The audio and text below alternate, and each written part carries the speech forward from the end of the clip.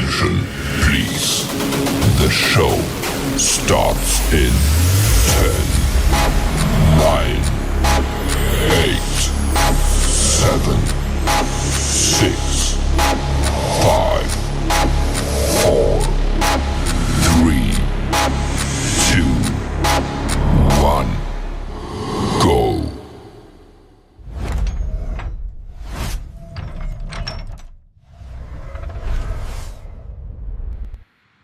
Let's go, let's go, let's go. What's going on, Mob family? We back again for another Mob Brainstorming Session. And of course, we got some more treats for you guys. We got some more gems we about to drop.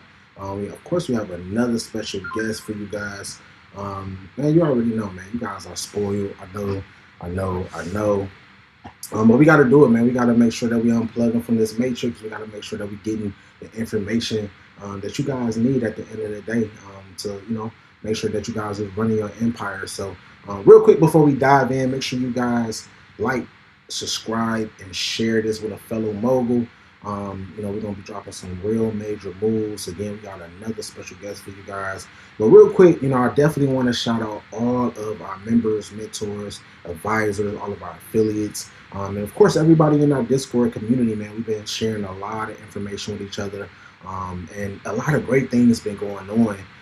For those of you that don't know, we're actually in the process of launching our M.O.B Junior and STEAM initiative for the youth.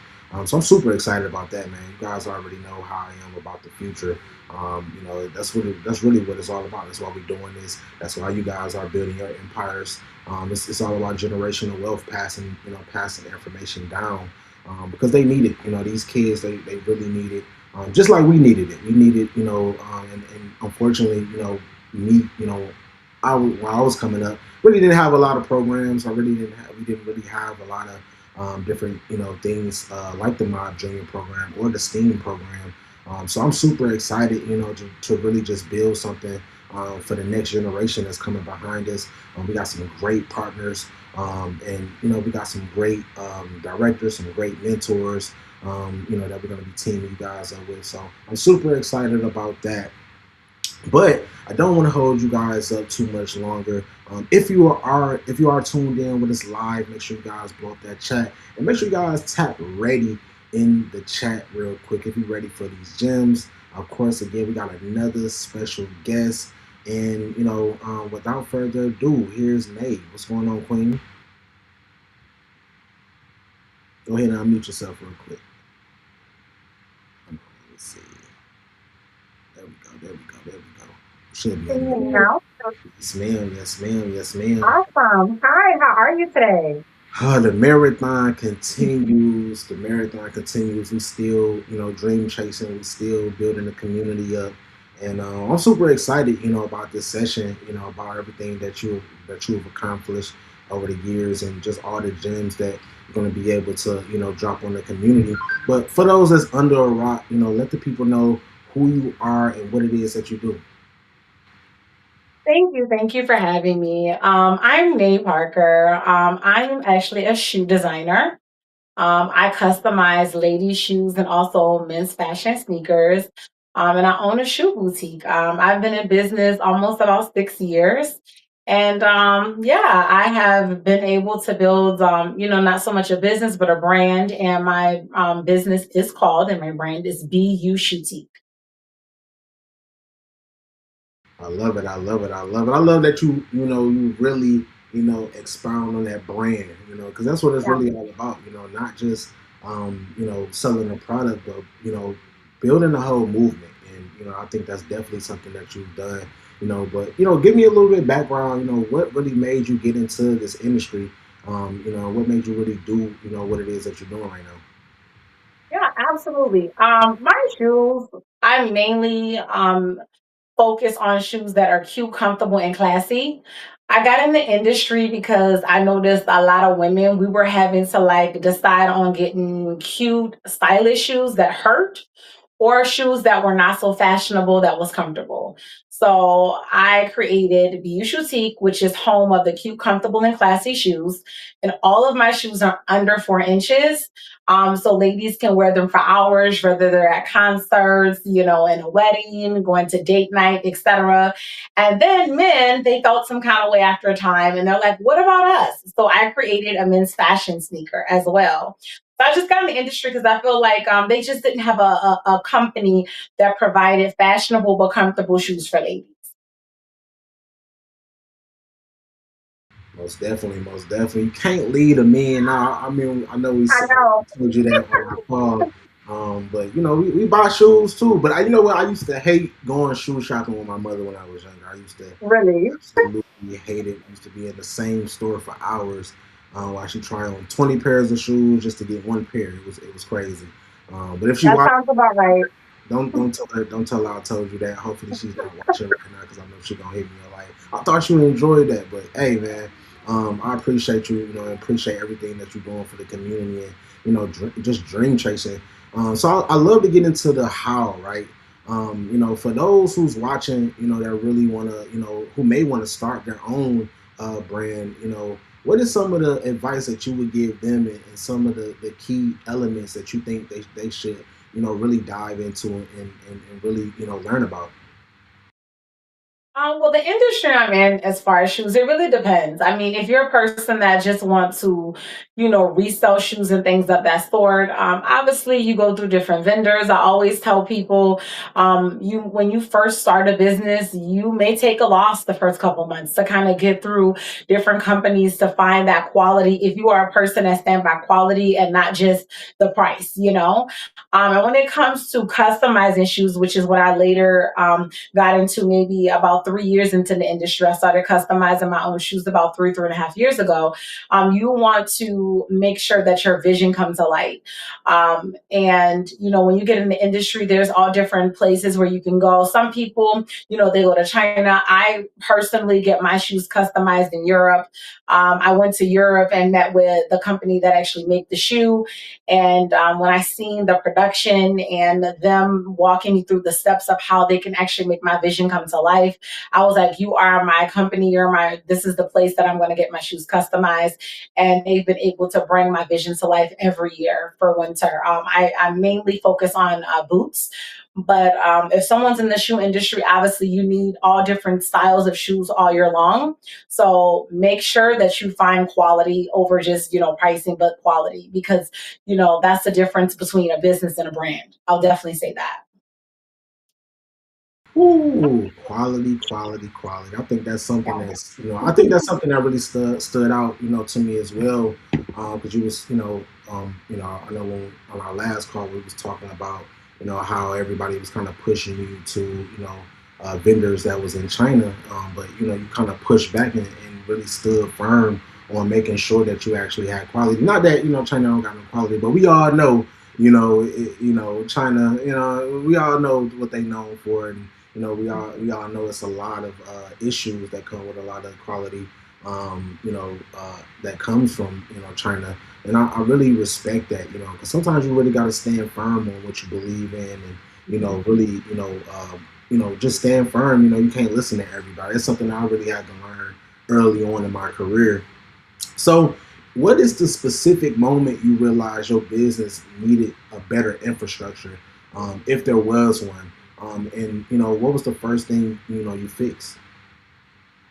So the first thing that I will say that occurred for me to know I needed better infrastructure was my first set of custom boots that I went to get that was customized. I listened to the people and I went through someone that was in China, and it was a disaster. I lost thousands of dollars.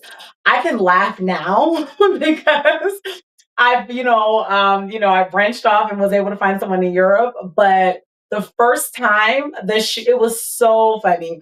The shoes would not fit anybody calf muscles. I had like three or four people come to my house, try the different shoes on. They were fitting no one calf muscles. It didn't matter what size. It was so funny. And so at this point, I was like, this is not the route. I'm very big on any industry I've ever been in, any business that I've invested in, because I'm an entrepreneur, I've invested in multiple businesses. I've never took a loss. That was my first loss in a decade. And so from then on, I had to kind of go back to the basics. And I said, you know what? When I'm investing, this type of money, I can't do this virtual. I need to go see, touch, and feel. And from then on, that's what I've continued to do. And I've learned, I learned it took me one large loss. And from then on, I've been able to make sure that I provide quality, and I make sure that I'll go with my gut of going, fly there, see what's going on, and make sure that I have the product that I actually envision. So, yes, that was a big loss. I love that. I love it. I always talk, I always tell our members, losses is nothing but lessons, right? You Mhm. go through, you have to go through certain things. Lord knows I took many losses. I've been a serial entrepreneur for, around 20 years. So I took a lot of losses because I didn't know anything about business. I was just, Mhm. I grew up in the hustle culture. So as long as I was making money, a lot of the things really didn't, I really didn't line up a lot of other elements with business until I started taking losses, and really started to, learn from those lessons. Um, and then, some of my mentors came about and really, kind of set me down. Alonzo Palmer was one of those main ones that really set me down. Rest in peace to him. But he really sat me down and said, "Hey, I see the grind, I see the movement. Well, I see the hustle, but it's not a movement. And Yeah. that's what really got me into, Mhm. figuring out. At first, I'm like, "What you mean? Like we making money, we traveling all over the world. This is back when I was managing talent." And running around with running around with our talent agency, Exclusive Models. But he was just saying, we don't have anything tangible, nothing that we can pass down. So that's what got me into publishing magazines, and that's what birthed Exclusive Models magazine, and got me into advertising, marketing, and working with so many different amazing brands. And it was such a turn for me.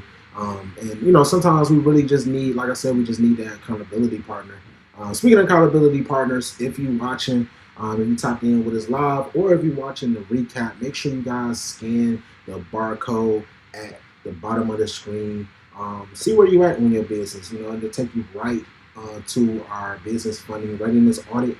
And it's going to actually, the great thing about our audit, it actually shows you gaps that you may have in your business. Because, hey, like I said, we all go through, we all bump our heads.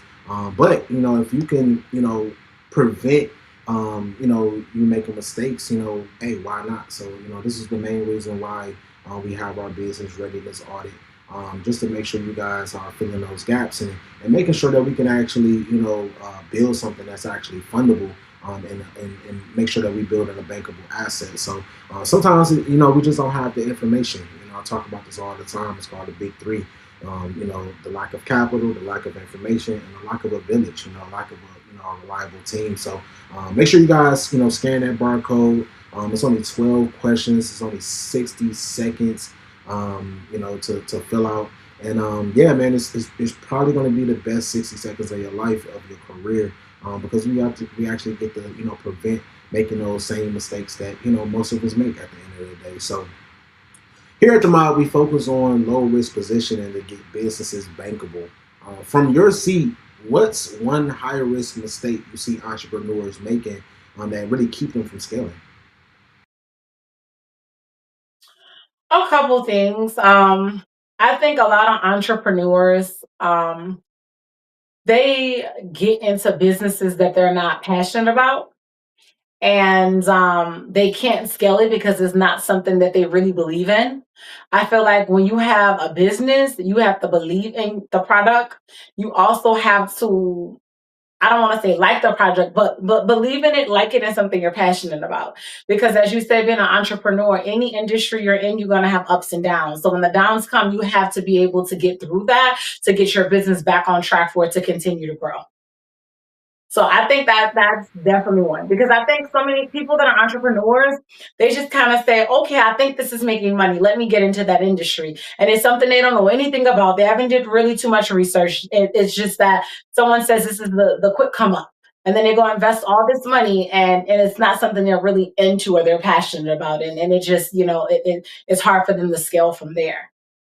I've seen it happen so many times Yeah. in my career, and people get burnt out, because it's not Yeah. your passion. I've been there. I've been there myself. Hmm. I've opened up companies where I felt like, okay, this is where the money at. I had Domino's Pizza, and it did well. We launched it in Miami, and we went from $3 a slice to $10 a slice, and it was crazy. Hmm. But Hmm. it wasn't my passion. I didn't want to make pizza. Yeah. It just felt like, hey, everybody got to eat. It Yeah. did well financially, but I was burnt out because I really didn't love it. And Mhm. they always say, if you find something that you have a passion for, you never have to work again. So Correct. felt like I created another job for myself, for sure, for sure. Yeah. And that's really why we built the mob. And that's why we have the mob program. That's why we have, and that's why we're launching Mob Junior and the STEAM initiative, to really, get people to where they can actually do what they love, but learn the business side behind it and actually have the resources, that they need. Because for instance, with all of our members, we give them a full checklist to make sure they're in compliance. We give them an outline to make sure that they have all of the things that they need, all of the elements that they need to actually have a real business. We give them over 50 different resource links, so they don't have to go and do a ton of research. They can just have reliable links that they can actually operate and kind of move a little bit faster, accelerate, and build a journey. We just got a new member on the other day, and they're putting together their production company, and they're super passionate.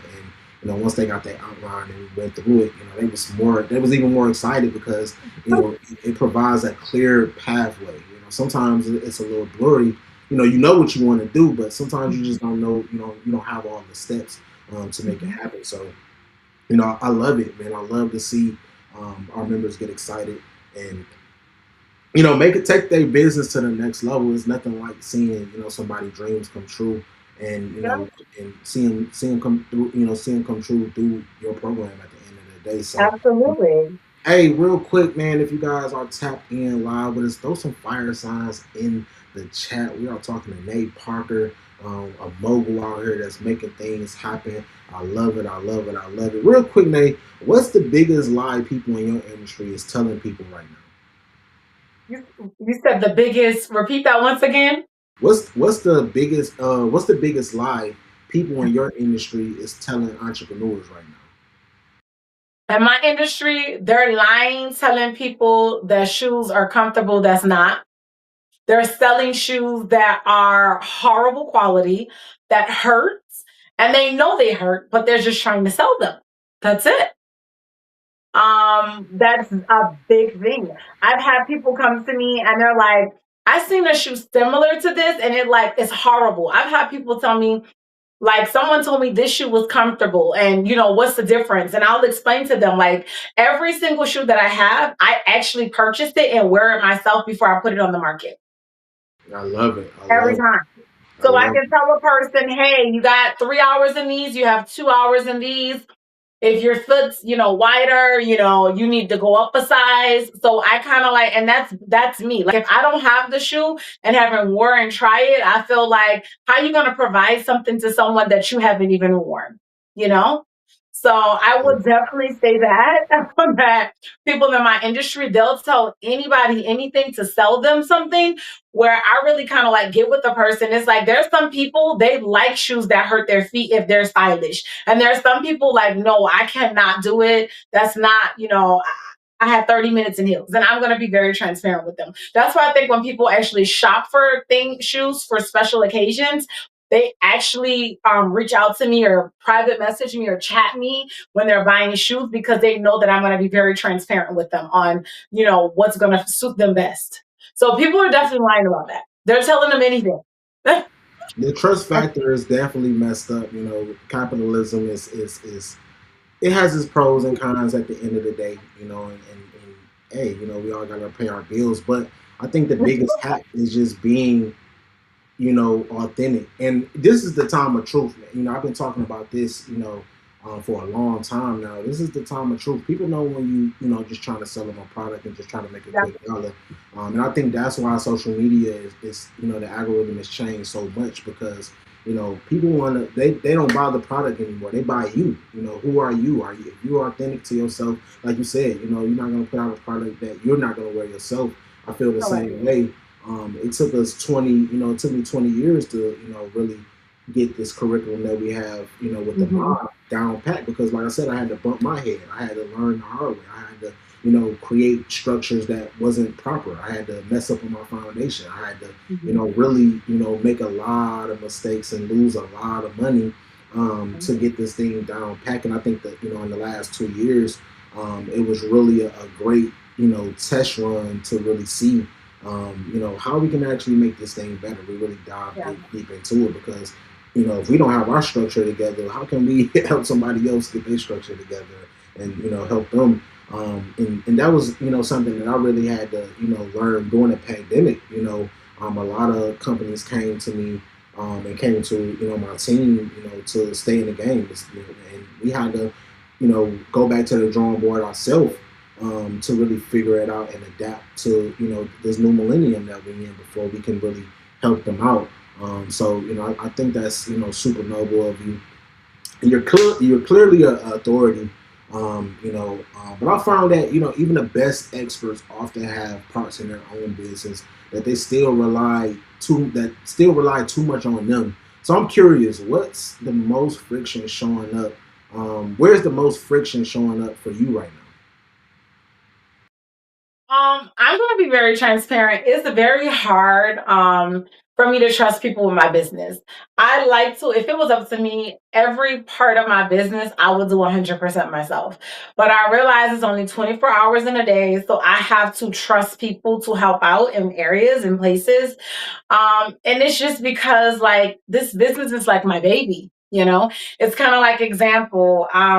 I have my shoes on multiple sites, at least 6 or 7 different sites. I'll use Amazon, for example.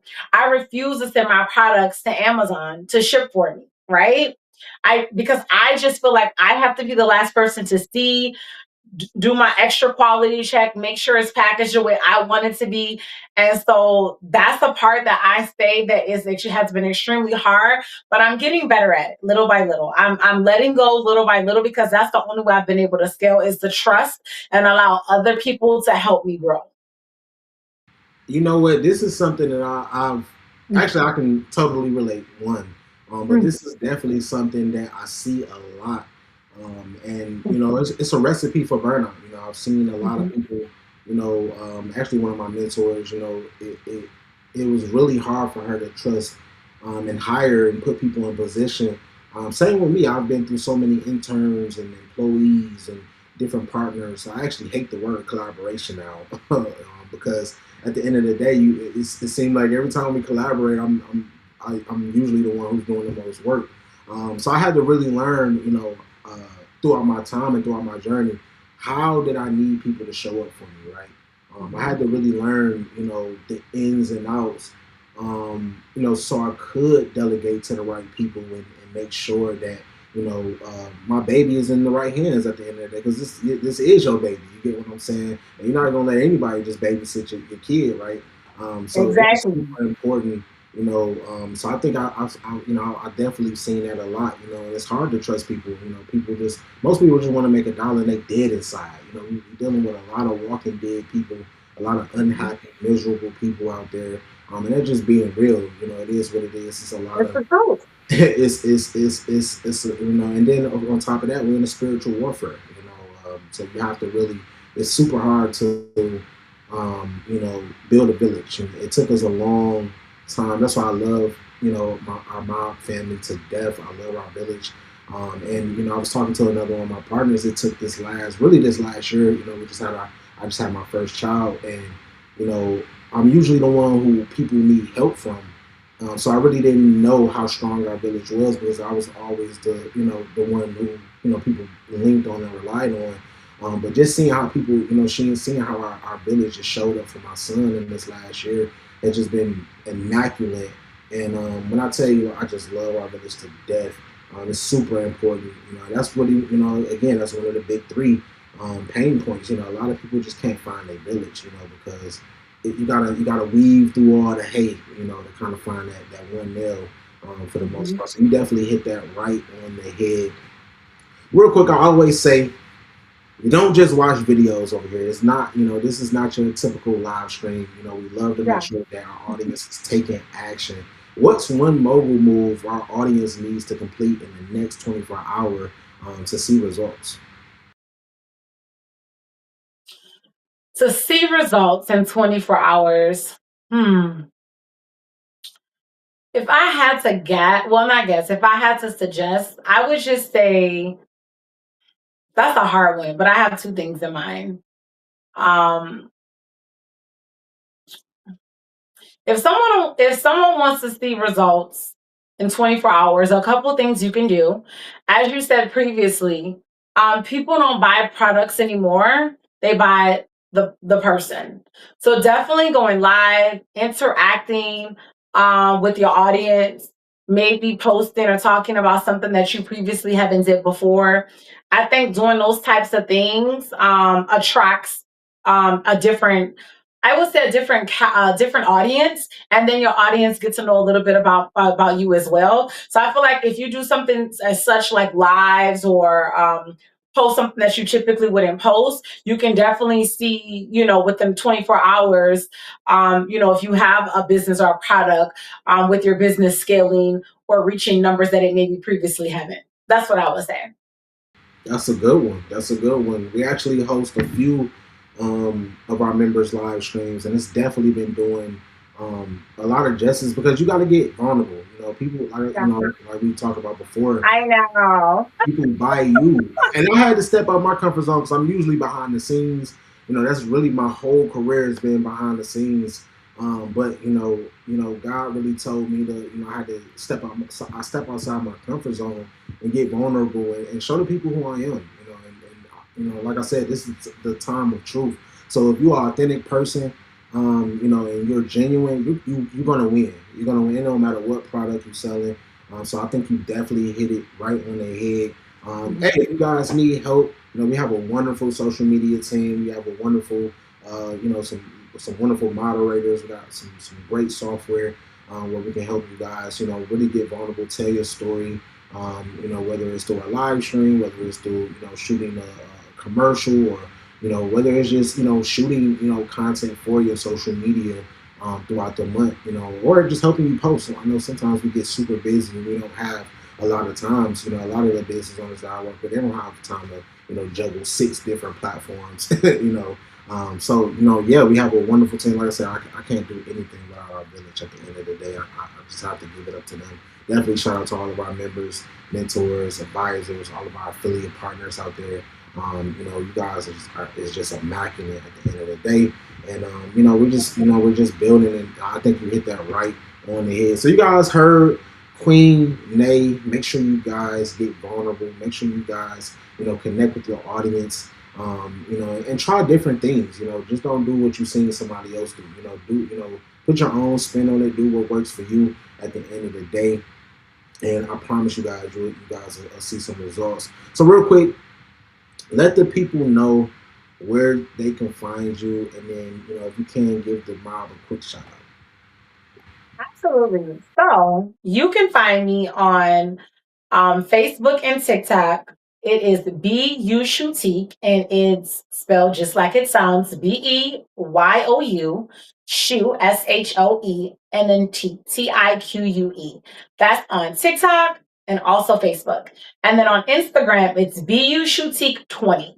Okay. Make sure you check me out. Make sure you follow it. Make sure you shop with me, ladies and gents. Make sure you follow me. And then I gotta shout out the mob and say thanks for the interview. It was awesome sitting with you today, and thank you for having me.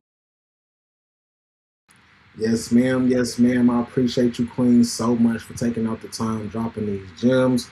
If you're one of our members, we definitely going to have a recap. We're going to post a recap in the Discord. Or, if you want to check out, our YouTube or Mob TV on www.masteringOurBusiness.com/MobTV. You can check out this recap, get these gems, man, and not only just listen to the recap, put some action towards it. Until next time, my family, I see you guys, and just continue on being blessed, continue on dream chasing, and continue on building. I'll talk to you guys later.